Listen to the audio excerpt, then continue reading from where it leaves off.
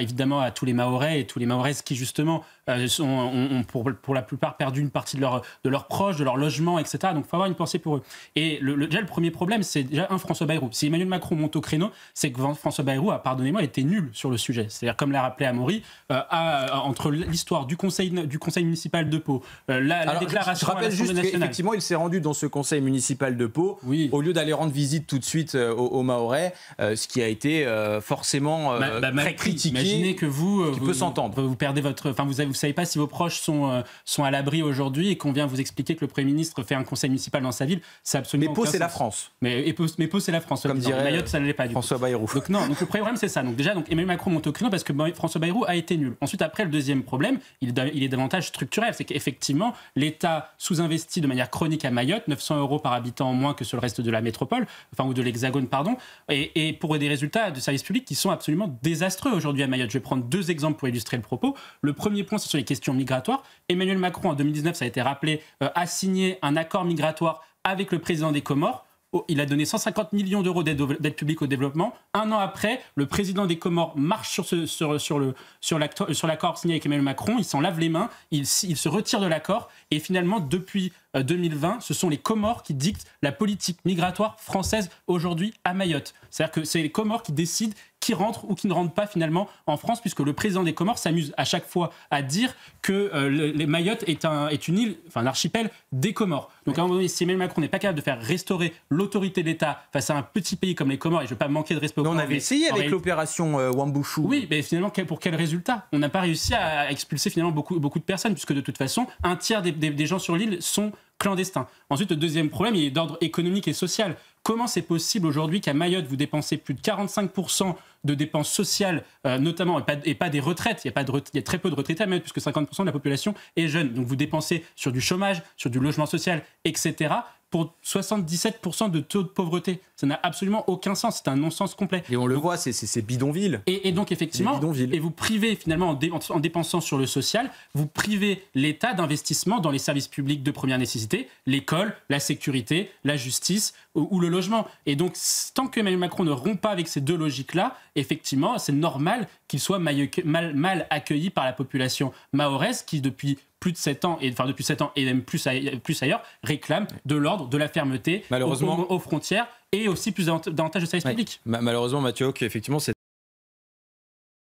d'infiltrer un certain nombre de services publics, d'infiltrer un certain nombre d'administrations et on retrouve même en France, je me souviens d'un attentat qui avait eu lieu devant Beauvau à un moment, il y avait eu des gens qui ont fait des attentats alors qui infiltrent les services publics, même au plus haut niveau de l'État. Donc ça, c'est quelque chose qui existe. En revanche, la question qui me paraît essentielle, c'est les conséquences aujourd'hui que cet attentat va avoir sur l'Allemagne, parce qu'il faut le dire, depuis 2015, l'Allemagne fait face à un chaos sécuritaire qui est sans précédent. C'est-à-dire que lorsque vous regardez le nombre d'attentats qu'il y a depuis 2015 en Allemagne jusqu'à maintenant par rapport à ce qu'il y avait sur la décennie précédente, donc 2005-2015, on voit bien une explosion du nombre d'attentats. Et on voit effectivement en Allemagne, depuis notamment les attentats de Cologne en janvier 2016, que l'on a une explosion effectivement d'actes terroristes liés au terrorisme islamiste. Et donc ces conséquences-là aujourd'hui en Allemagne sont très fortes. Elles sont d'un point de vue politique dans un premier temps, avec effectivement la montée de l'AfD. En Allemagne, ils sont accrédités à 19% des voix, et dans les régions de l'Est, notamment à plus de 30%. Notamment, l'attentat a été fait dans un Länder de l'Est. Et puis le deuxième point, c'est d'un point de vue européen, c'est-à-dire qu'aujourd'hui, l'Allemagne est en train de changer progressivement, alors que ça fait des années qu'on les appelle à une raison sur les questions migratoires, sur les questions sécuritaires, sur les questions de lutte contre le terrorisme. Ils sont en train de changer, et donc effectivement, il faut que la France, l'Italie, qui sont des pays qui sont un peu plus en avance que l'Allemagne sur ces questions-là, puissent prendre cette opportunité, se saisir de cette opportunité pour changer la politique migratoire et sécuritaire en Europe. J'aimerais avoir une petite réaction de Christian Proutot. J'aimerais quand même qu'on puisse faire un... Effectivement, je rejoins un peu ce qui a été dit par Amaury, c'est-à-dire que sur les profils, là on est sur un profil qui est complètement singulier, que je ne commenterai pas non plus parce qu'on a effectivement très peu d'éléments, c'est difficile de faire la lumière sur tous ces sujets-là. En revanche, le fait d'être médecin n'exclut pas du tout de pouvoir commettre des actes terroristes parce qu'on sait qu'il y a une stratégie, notamment des islamistes. Pas passer effectivement ces atteintes à la laïcité, Mathieu Hoc. Oui, bien sûr. Et les Français ont une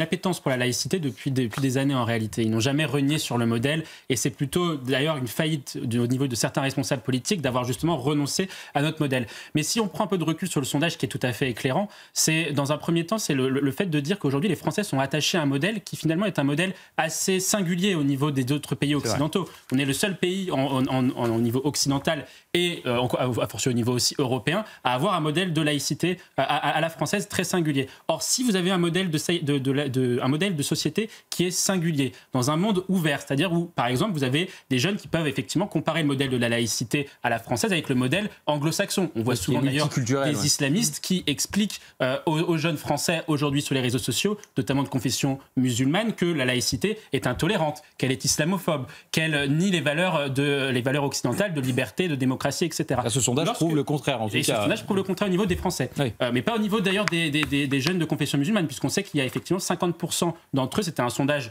IFOP pour le Figaro de 2019, qui disait que 50% des jeunes Français de confession musulmane pensent que la laïcité, effectivement, est islamophobe ou à caractère, justement, anti-musulman. Ça, c'est quand même un autre sujet. Donc, il y a quand même des particularités au niveau des sondages. Mais ensuite, pour terminer le propos, c'est-à-dire que vous avez aujourd'hui un modèle de société qui est singulier dans un monde ouvert. Donc, effectivement, la question qui se pose, c'est comment la France peut réaffirmer ce modèle-là dans un monde qui est ouvert. C'est-à-dire que si la France est faible et on revient du coup à la question de Samuel Paty, si la France est faible sur ses valeurs, si la France est faible sur son modèle, si elle s'excuse de son histoire, de son modèle, de ses lois, alors les gens qui sont contre le modèle de la laïcité vont profiter de notre faiblesse pour pouvoir attaquer ce modèle-là. La justice s'est montrée à la hauteur. Et donc la justice s'est montrée à la hauteur, mais par contre, au niveau des politiques publiques, ce n'est absolument pas le cas. On compte encore 1500 atteintes à la laïcité dans l'éducation nationale et on compte encore, malheureusement, les offensives islamistes qui ne sont pas contraintes à l'éducation nationale par justement la doctrine du pas de conflit, pas de vague. Allez, on va marquer une personnes-là doivent purger le maximum de la peine possible. Parce que si vous avez des réaménagements de peine, les Français ne comprendront pas, parce qu'aujourd'hui, ce que l'on a fait à Samuel Paty, la décapitation d'un enseignant lorsqu'il enseigne la liberté d'expression et la laïcité, c'est une attaque grave contre la civilisation française, contre la société française et contre le modèle républicain. Et on ne peut pas tolérer ça en tant que nation, en tant que pays qui soit fort et qui soit fier de son modèle. Donc je pense qu'il faut vraiment être très attentif sur justement l'effectivité des peines contre ces personnes-là. Christian Proutot et Hanan Bacchioui, vous allez pouvoir réagir, mais juste avant, avec ces individus. Oui, tout à fait. La justice a été rendue contre ceux qui se compromettent vis-à-vis du terrorisme islamiste, et c'est une bonne chose. En revanche, moi, je partage l'inquiétude d'Amaury. J'irai même sur un autre élément. J'ajouterai un autre élément, c'est le fait que dans le cadre d'affaires judiciaires, malheureusement, on voit trop souvent des peines prononcées parfois à maxima, qui ne sont pas exécutées à maxima. Et donc, si vous avez un écart entre la peine prononcée et, par exemple, la peine effectuée avec une série de réaménagements de peine, parce que c'est aussi ça qu'il va falloir regarder, c'est est-ce qu'ils feront réellement 16 ans de prison? C'est ça la question qui va se poser. Si par cas, ce n'est pas le cas, alors effectivement, vous allez vous retrouver avec les mêmes débats que nous avons. Il y avait une période de sûreté qui avait été retenue au départ, finalement, qui n'a pas été retenue à la fin. Qui n'a pas été retenue, c'est plutôt positif, mais dans tous les cas, il faut être vraiment très attentif avec l'idée que ces personnes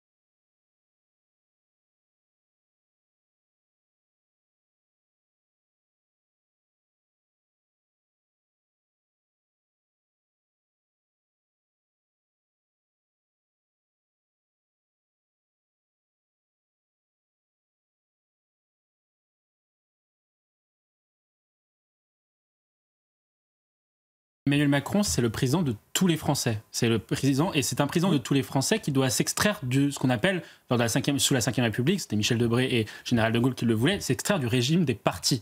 Donc le président de la République, il ne préside pas le pays pour l'intérêt d'un parti politique ou contre l'intérêt de d'autres partis politiques. Il préside pour l'ensemble des Français. Et donc effectivement, il doit s'extraire de toute polémique sur des querelles partisanes. Absolument. Effectivement, les Mahorais ont voté pour le Rassemblement national. Le Rassemblement national n'est pas en responsabilité sur un certain nombre dans les collectivités territoriales à Mayotte, mais en tout cas, sur les élections nationales, ils ont voté pour le Rassemblement national. Ça ne veut pas dire que le président de la République doit négliger ces Français-là. Il doit les traiter comme les autres Français, d'égal à égal, et donc effectivement traiter les problèmes que rencontre aujourd'hui Mayotte. Parce qu'aujourd'hui, Mayotte... Alors, il aurait fallu faire un tri parmi les personnes présentes. Oui, mais c'est pour ça n'a aucun sens. Et d'autant plus, c'est d'autant plus une erreur politique que ça fait fi de la réalité politique actuelle. C'est-à-dire qu'aujourd'hui, Emmanuel Macron, en 2022, n'a pas été élu pour gouverner le pays. C'est-à-dire qu'il n'a pas été élu pour avoir un capital politique suffisant pour mener des réformes, puisqu'il a été réélu contre Marine Le Pen et Jean-Luc Mélenchon à la faveur de la guerre en Ukraine, de la crise sanitaire, etc. Il n'est pas élu il n'a pas mandat pour parler de politique nationale. Il n'en a encore moins depuis les élections législatives où sa majorité présidentielle a subi une claque électorale comme on n'en a jamais vu jusqu'à présent dans le cadre d'un mandat présidentiel. Et donc, quand vous avez un président de la République rejeté par les Français au niveau de son projet politique, de plus en plus effectivement rejeté par les Français au niveau de sa personne, puisque selon un dernier sondage, 63% d'entre eux veulent le voir démissionner, alors il n'a pas à parler de politique nationale. Il doit se comporter. Vous pensez vraiment qu'il a craqué, au vu de tout ce que vous nous dites, que là, il a craqué? Je pense qu'il est en roue libre. Ce que diraient certains conseillers de l'Élysée, c'est qu'il est effectivement en roue libre sur ces questions-là aujourd'hui. Et donc, effectivement, il doit prendre la mesure des choses et mener des politiques qui doivent être davantage structurelles, qui sont attendus par les Mahorais, notamment sur les questions migratoires, sur les questions des services publics, Mayotte, etc., qui font partie parmi les consensus aujourd'hui dans la société mahoraise. Mais il ne doit pas gouverner pour son propre parti politique ou pour lui-même. Oui, des défis effectivement au niveau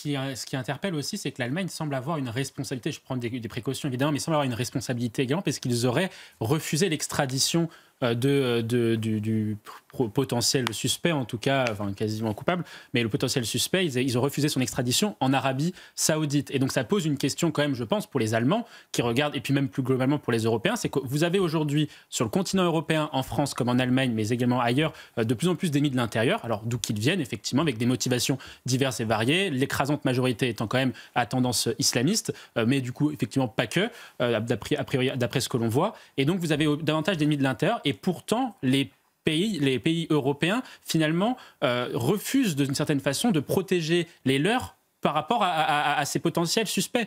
Pourquoi ? Parce que quand vous refusez l'extradition de quelqu'un qui peut être dangereux, quel message vous envoyez à la population allemande ? Vous envoyez le message que finalement, vous préférez la sûreté de cette personne-là à la sûreté des Allemands. Lorsque, par exemple, en France, comme en Allemagne, on refuse d'expulser les potentiels terroristes tchétchènes sous prétexte qu'ils seraient en danger en Russie. Vous envoyez quel message aux Français ? Vous envoyez le message aux Français que vous préférez la sûreté d'un potentiel terroriste à la sûreté des Français. Et donc vous avez aujourd'hui une multiplicité d'attaques terroristes, d'où qu'elles viennent, mais effectivement notamment de la filière tchétchène, qui posent, ou même des Afghans. Il y avait aussi en Allemagne, en mai dernier, je crois, un attentat terroriste perpétré par un migrant d'origine afghane. Et donc se pose un certain nombre de questions. Et moi je mets à la place des Européens, des Allemands comme des Français.